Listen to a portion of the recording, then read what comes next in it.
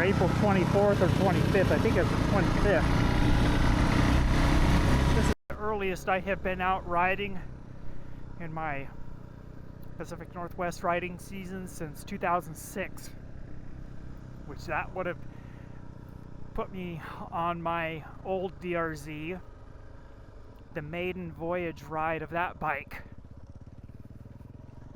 I guess it's kind of fitting to be able to get out here early this season because I shut down my riding season early last year. I'm over in the area where I like to do a lot of riding, and I was not able to get over here after about mid-August last year because of a big forest fire. First off, there was two. The first one closed off my favorite trail riding area, which I'll link down in the description below, a video where I was able to do a short trail ride when I was over here in July.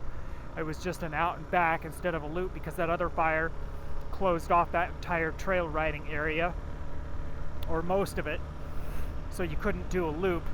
But then mid-August, a big fire lit off called the Lower Sugarloaf fire, so that kept me out of scouting for a dual sport event for this year that I wanted to do last year. So that was a bummer. That basically, so that shut down my riding season early last year. So Labor Day weekend, first weekend of September, that's the last time I've been out riding, other than just doing some break-in miles around home on another assortment of new bikes that I bought. Got lots of new mods on the DRZ to put through their paces. Today I've added grip heaters, I've added new grips, and my new IMS tank. I still would like to either get different bars or some bar risers for this bike, because standing up riding would be just a little bit more comfortable with slightly taller bars. It's really just mind-boggling how mild this winter has been. Not just the lack of snow, but where I live, historically we get like a week or so stretch of time where the temperatures can dip down below 10 degrees. That never happened. There's even been times where we've been in the negative temperatures. That, of course, never happened. But even most of the other part of the winter, this past winter, I don't ever recall it getting much below about 20 degrees, and even say 20 to 25 degrees, that was rare. So the warmer temperatures up at the higher elevations at times meant what would have fallen as snow fell as rain, plus there was simply just a lack of precipitation all around. So several factors, the warmer temperatures plus the lack of precipitation. We are into some area that burned. We just popped into it. We're about 1.7 miles after deer camp. Holy crap. I'm going to have to put a note of that on the roll chart. Yep, it went all the way down that canyon.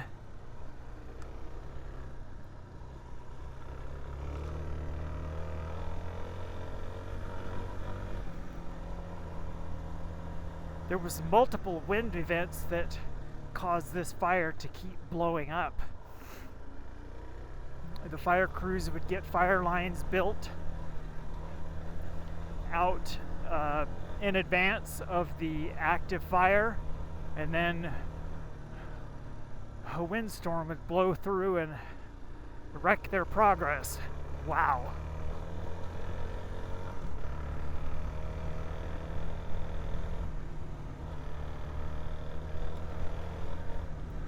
Landscape forever changed.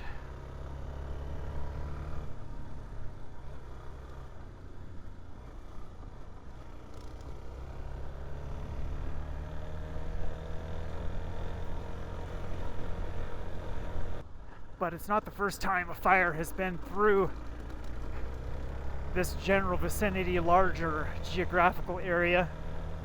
There was one in 1994 called the Tyee fire. 2.5, we go straight.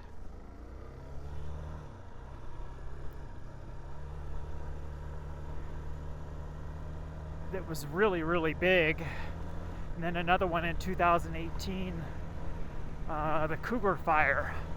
And the Cougar fire burned some of the same area that the Tyee fire burned. So now we're out of the burn area. Now I've heard that there's been some logging activity, timber reclamation, that kind of thing going on up at the higher elevation. So the fire had a little hot spot down there. We're basically looping back towards the area where the fire was up above. Yeah, I can see that on my track. Looks like it could have been a backburn type situation, because I don't remember the land being quite as clear off to the left as it is now, or it's some forestry people came in here during the fire and did a lot of massive trimming to make a natural fire break in combination with this road. And this very well could have been, you know, it's just, you just don't know, but this has obviously been trimmed up. I can tell that based on my knowledge of this area before.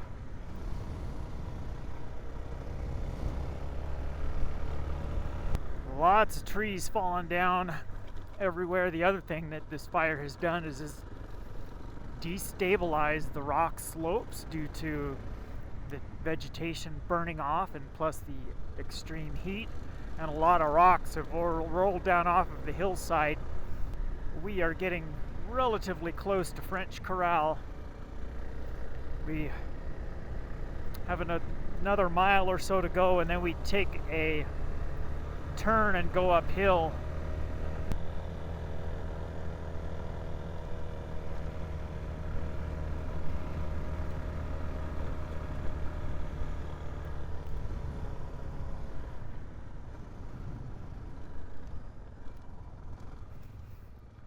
Well, definitely burned up here, but not as bad as I thought.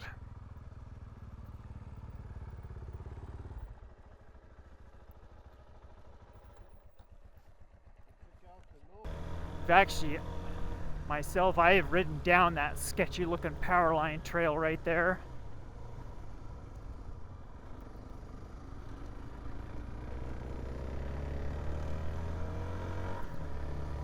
Lots of trees have maybe fallen across the road and then been cut out. Wow.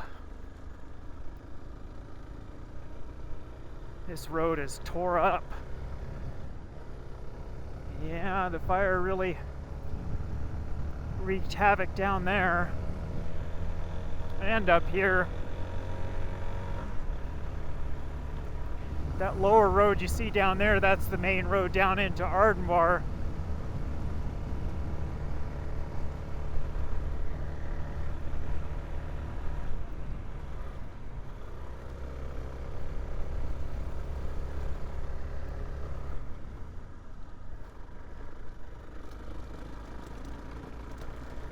Ah, the acrid odor of burnt timber.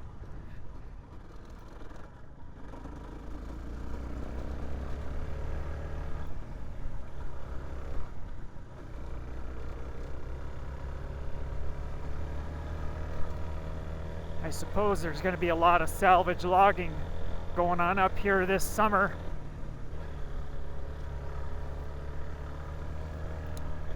In fact, there already has been. Just looking at that, based on the condition of the road.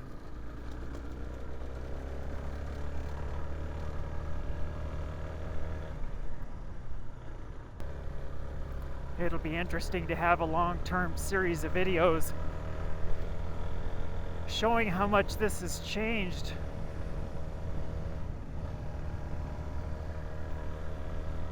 With all the logging, wow, this is totally different.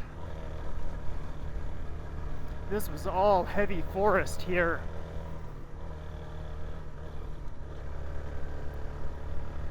But all that timber is still marketable. It's just the bark that is scorched. Holy cow. Yeah, there's a logging camp.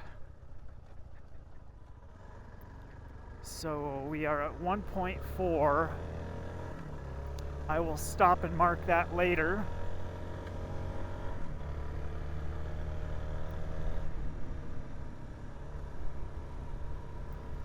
And then the fire didn't cross over to this area.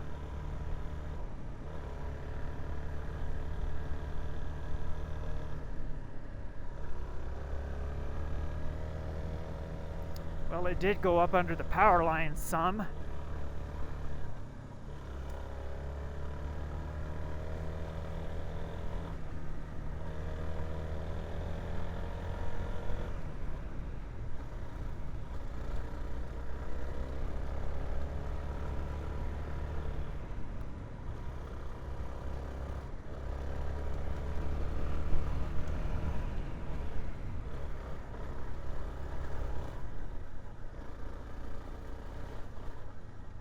Ooh, we got a little bit of snow and some soft ground.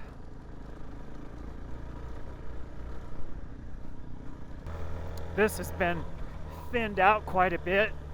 Branches trimmed up from the ground level up and then backburned, I would say.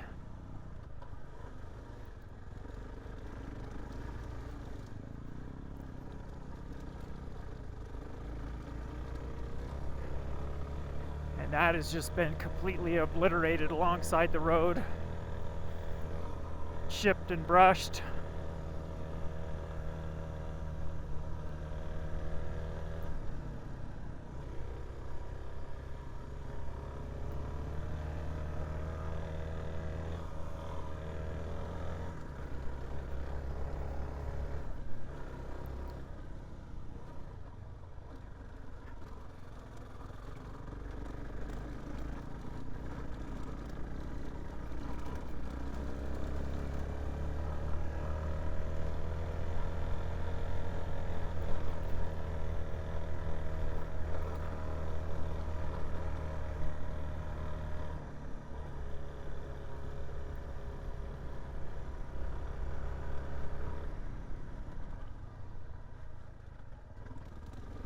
This front factory tire is so sketchy, and this soft stuff.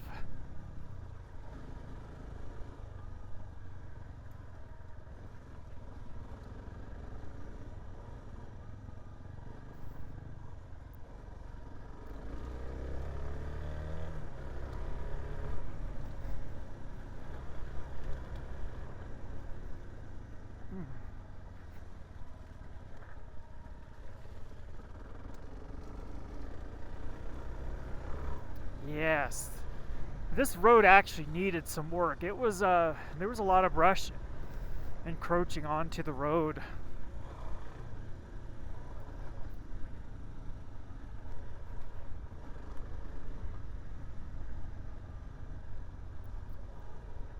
So I would have to say that a lot of work happened as part of fire mitigation, like trying to build a better fire line.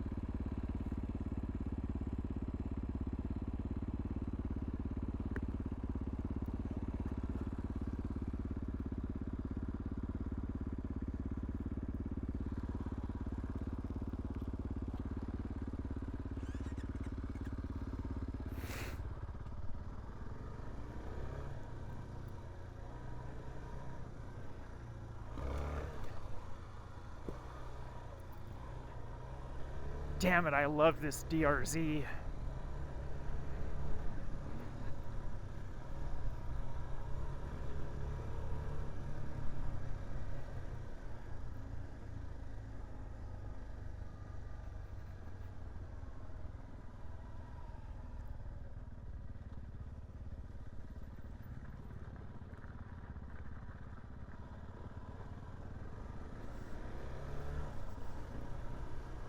Probably I would say the thing I like about the DRZ platform the most is the ergonomics.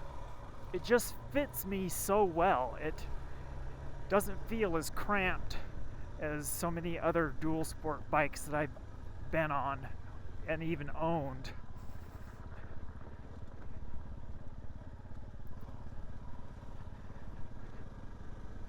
My legs are not nearly as bent as much at the knee as they are on the DR350 that I had before my first DRZ, as well as the current other dual sport bike I have, KTM 450 EXCF.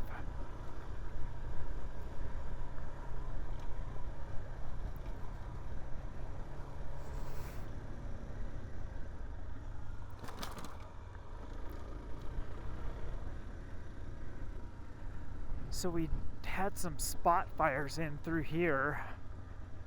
You can see areas of rusty colored pine needles, and then sometimes the forest just got obliterated in the middle of them, like that one right out there, completely scorched in the center.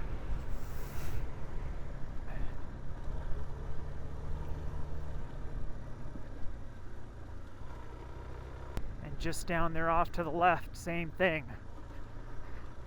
And up here, a little spot fire. That's what's got to be a nightmare about firefighting, is all of these crazy little spot fires that happen as a result of embers flying through the air.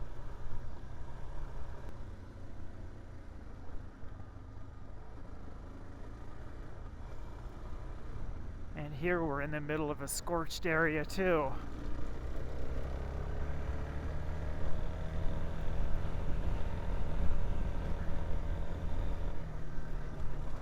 Each day, if I remember right, each day there was a morning briefing about the fire's progress and status and whatnot. And I watched quite a few of those and remember specific mention of various types of work that were being done, brushing and chipping and back burning and clearing and whatnot, to build a better fire line to keep the fire contained. And you can see here that's exactly what happened along this road.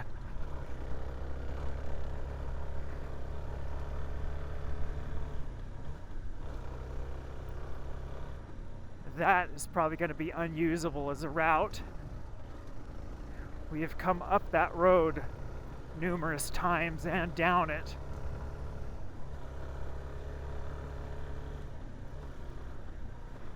If anybody watching this video has done the Dirtyface Dual Sport event before and remembers the road on the A course with the big boulder in the middle that you had to go around, that's that road down there.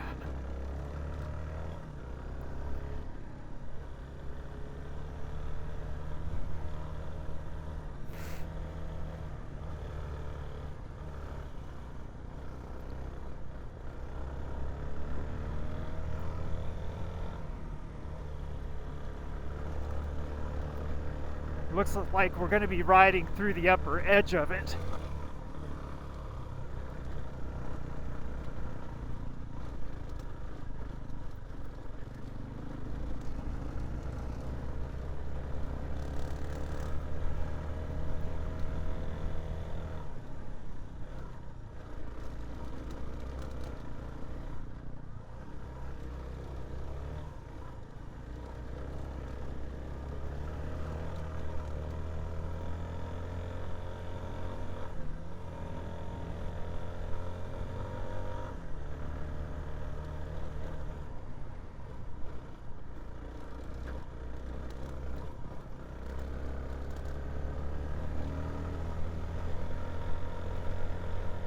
I am so glad I got these grip heaters installed.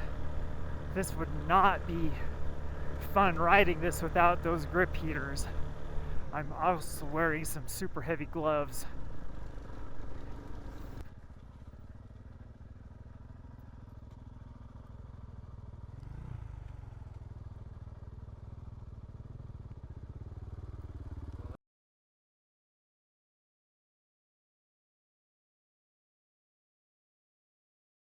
We just turned around at that snowbank. There's no way we're going to attempt to go around that. It's probably a good quarter mile or better of snow. It's uphill. It tucks back through a little draw that is completely obscured from the sun most of the day. And I would bet that it's probably going to not melt out for at least another 2 weeks. So we're going to go back to French Corral and then go down to the Chumstick Highway via Eagle Creek, and work our way towards Cashmere and have lunch in Cashmere. Well, this is soft and slimy.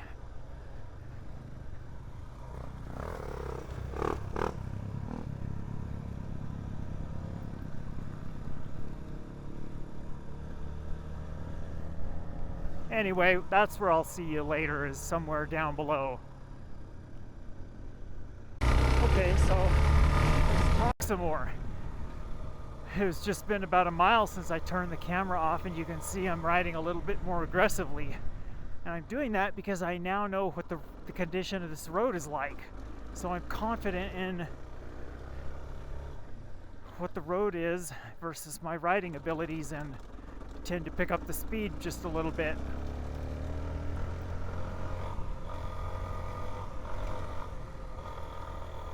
It's common that the first time I ride something, whether it's something that totally new to me or something that I'm riding the first time of the season that I've ridden before, I will tend to take things at a little bit more cautious pace until I know the conditions ahead.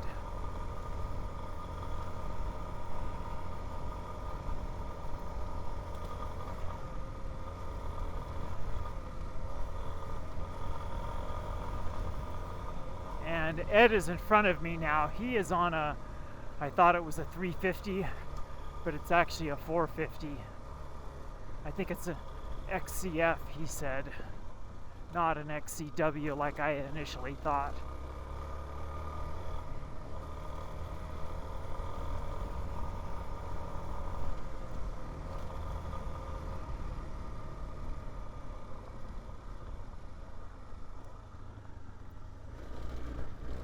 The only issue I'm having today with body parts being cold is my feet. And they're just mildly cold. We are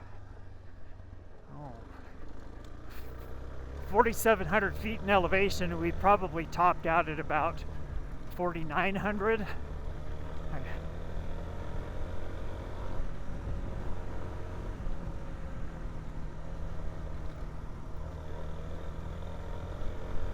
I do definitely need to get this front tire swapped out, probably before I come back over here and ride again.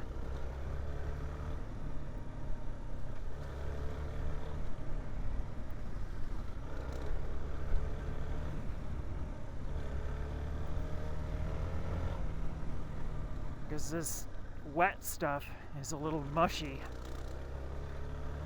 If you ever hear some rattling periodically, it's that damn skid plate. The same skid plate, or both aluminum skid plates I had on my old DRZ, which this is actually one of them. I'm switching back and forth between the two bikes.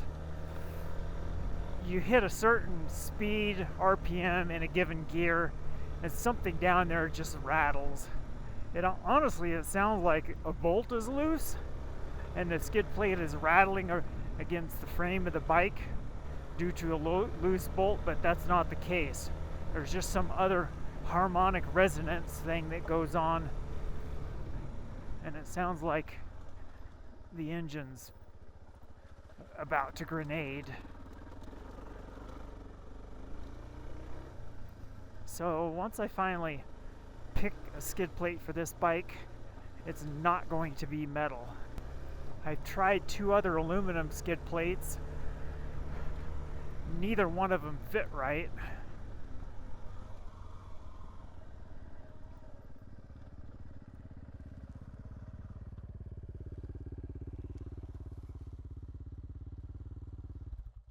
Yeah, this is where we've come up and down before.